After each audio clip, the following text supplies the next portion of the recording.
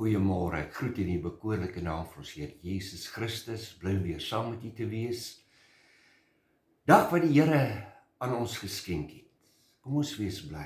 Kom ons verheug ons daarin en ons gee dan ook in hierdie dag aan die Here die lof en die eer en die dank vir ons harte. Ek lees die volgende: daar is geen waarborg. Wil jy my nou baie mooi hoor? Daar is dan nou geen waarborg dat die lewe net altyd mooi en perfek sal wees nie. Maar daar sal altyd iets moois wees om raak te sien te midde van die storms wat losbars. As u en ek net wil bereid wees om die mooi raak te sien. Is dit nie so dat in die tyd waarin ons lewe daar soveel hartseer, soveel stikkendheid, gebrokenheid is nie, en dat dit juist tot gevolg het dat ons baie keer nie meer die mooi raak sien nie. Wanneer laas het jy opgekyk in die lig en net vir die Here dankie gesê vir sy skepingswerk, vir die maan en die sterre en die voorreg wat jy het om te kan sien, vir jou gesondheid, vir die dak oor jou kop, vir jou familie? Sien jy nog die mooi raak? Weet jy, dit is 'n keuse. Dit is 'n lewensingesteldheid wat u en ek moet hê om die seëninge wat God op ons uitstort raak te sien en hom dan ook daarvoor te eer. Anderste man word jy 'n ou suurpruim. Ja, die lewe verloor sy kleur en sy mooi as u en ek net ingestel is op die negatiewe. Nou ek wil dan graag vanmôre so 'n bietjie met u gesels rondom hierdie gedagte van wie speel 'n rol in jou storie. Ons het mos almal 'n storie om te vertel. Sommige voel dat jou storie dramaties is, ander voel weer dat hulle storie so bietjie minderwaardig is in vergelyking met die van ander. Die feit is, jy het 'n storie. Daar is stories van hoogtepunte, van vreugde, maar ongelukkig is daar ook stories van hartseer. Stories van bekommernis, van vrese. Stories waar jou lewe in 'n oomblik verander. In baie gevalle is ons stories nog nie klaar nie. En wonder jy onwillekeurig, hoe sal jou storie afsluit? Hoe gaan jou slothoofstuk wees? En dan, sommige van ons is dalk besig met die laaste sin van ons storie hier op aarde. Ons nader vinnig die punt, die einde van die verhaal. En dan is die vraag vanmôre, hoe gaan ons storie afsluit? Wat gaan ons lewensverhaal vertel? Gaan dit een wees van hartseer, wanhoop, bekommernis, vertwyfeling? Of gaan ander juis in ons lewens lees vreugde, blydskap, oorwinning, vasberadenheid? Sal kan sê, hierdie man, hierdie vrou, hierdie jong mens was getrou, het 'n pad saam met God gestap. Vriend, wanneer ander jou lewensverhaal lees, wat gaan hulle lees?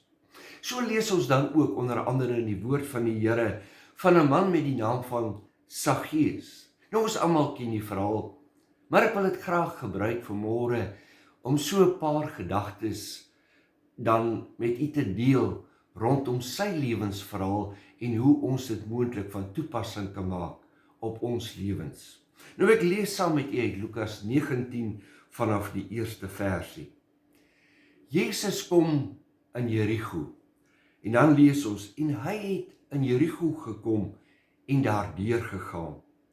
En daar was 'n man met die naam van Saggeus, 'n hoof van die tollenaars, 'n ryk man. En hy probeer om Jesus te sien wie hy was. maar vanweë die skare kon hy nie, omdat hy klein van persoon was. En hy het vooruit gehardloop en in 'n wilde vyeboom geklim, sodat hy hom kon sien. Met ander woorde, hy het die begeerte gehad om Jesus te sien, want hy sou daarlangs verbygaan.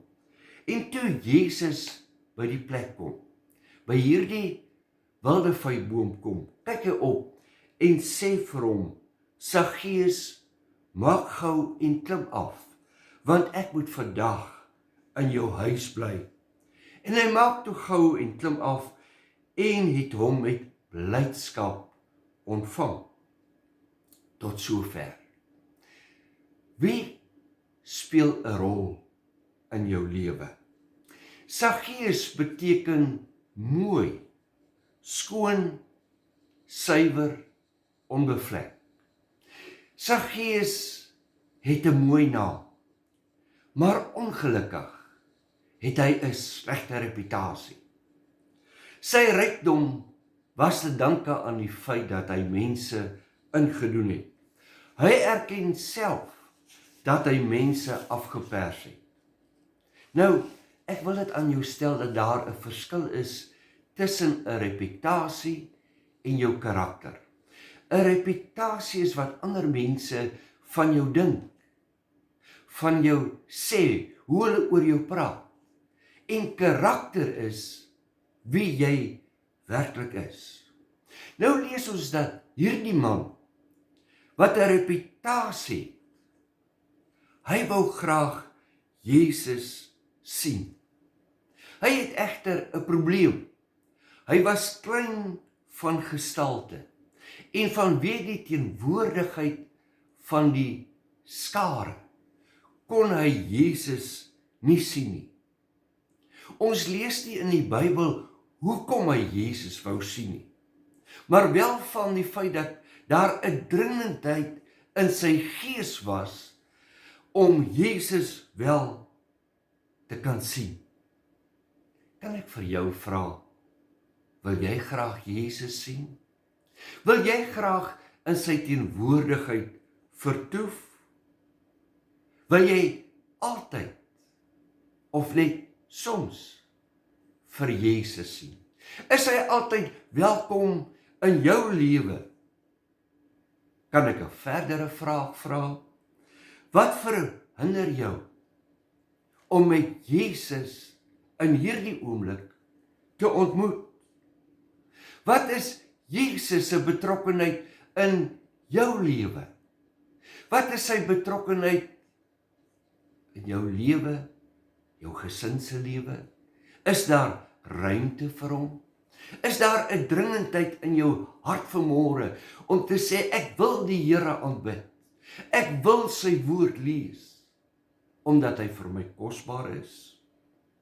Ons lees hoe dat hierdie man met 'n reputasie vooruit hardloop, dat daar 'n dringendheid in sy gees is om Jesus te sien. Moontlik het hy so baie van Jesus gehoor. Sommige sê dat Jesus siekes gesond maak, dat hy goed doen aan ander, hy is 'n profeet. Ander sê weer, hy is 'n vraat en 'n wynsuiper, hy hou hom op met 'n laagklas mens. Tog hardloop Saggeus vooruit om Jesus te sien, en hierin lees ek dat hy wil self besluit. Hy wil vir homself sien wie Jesus werklik is. Ja, ek en jy moet self besluit wat ons met Jesus in ons lewens gaan doen, wat ons met sy woord gaan doen, of ons dit gaan aanvaar al dan nie. Dan gebeur die wonder. Jesus kom tot stilstand hier onder die boom. Hy praat direk met Saggeus. Hy noem hom met die naam. Hy is bewus van Saggeus. Ja, hy is bewus van die man met 'n reputasie. 'n Man waaroor daar gepraat word. Weet jy dat ek en jy het ook 'n reputasie? Kom ons sê dit maar reguit vir mekaar. Ons stel ander teleur. Ons tree nie altyd regop nie. Ons praat en dink baie keer verkeerd. Wat sê ander van ons? Ons het ook 'n reputasie.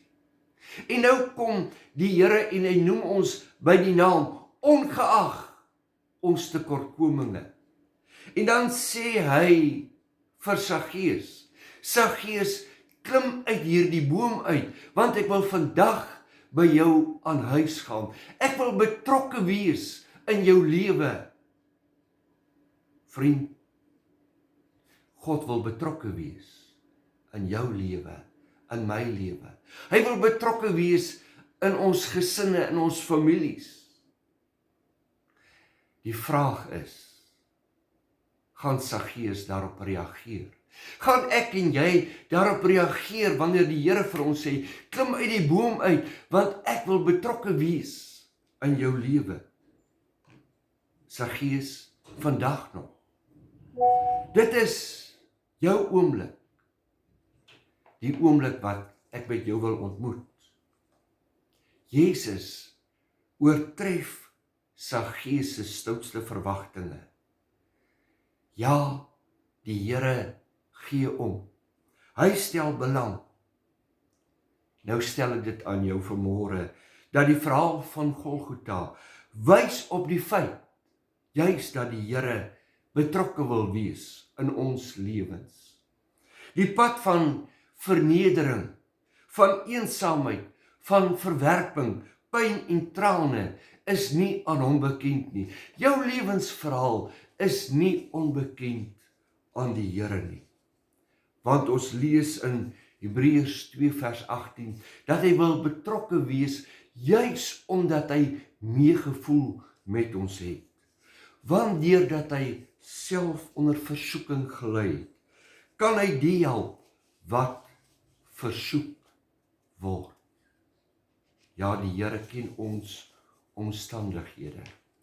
En nou vriend, wil ek dit verder aan jou stel, dat die betrokkenheid van die Here in ons lewens is van kardinale belang. Want sonder hom kan ons nie vrede ondervind nie, kan ons nie blydskap ondervind nie. Maar tog moet ek die volgende vir jou sê. Die betrokkenheid van die Here in ons lewens beteken nie noodwendig 'n rustige vaart, 'n pad van rose en maanskyn nie. Maar dit beteken wel dat die Here ons sterkte en ons krag sal wees. Dat hy ons sal dra wanneer ons swak is. As ons deur die valleie beweeg van die lewe, sal hy daar wees. Hy sal jou veilig by jou eindbestemming aanbring. Wanneer ek swak is, dit is juis in daardie oomblikke dat sy krag in my lewe volbring word. Ag, onwillekeurig dink ek aan 'n lied wat die volgende vir ons sê. God is groter as die hoogste berg, groter as my vrese, groter as al my vrae, groter as enigiets wat ek kan sien of ervaar, groter as die skaduwees wat op my lewenspad mag val, groter as my verwardheid, my probleme, my vrese, my ongeloof. Ja, God wil betrokke wees in jou en in my lewe, in ons lewensverhaal. Hy sê vanmôre vir jou en vir my, Saggeus, klim af. Ek wil betrokke wees. Gaan jy hom toelaat? Gaan jy vanmôre hom toelaat om deel te wees van jou lewensverhaal? Kom ons bid saam. Voor u grootheid en die almag buig ons neer. Ons aanbid U. U is die koning van ons lewens. Dankie Here dat U wil betrokke wees in ons lewens. Dankie vir U vrede, U blydskap wat U op ons uitstort. Dankie dat U vir ons sorg dag na dag. Aan U al die lof, al die eer en al die dank van ons harte. Dit bid ek in Jesus lieflike naam. Amen.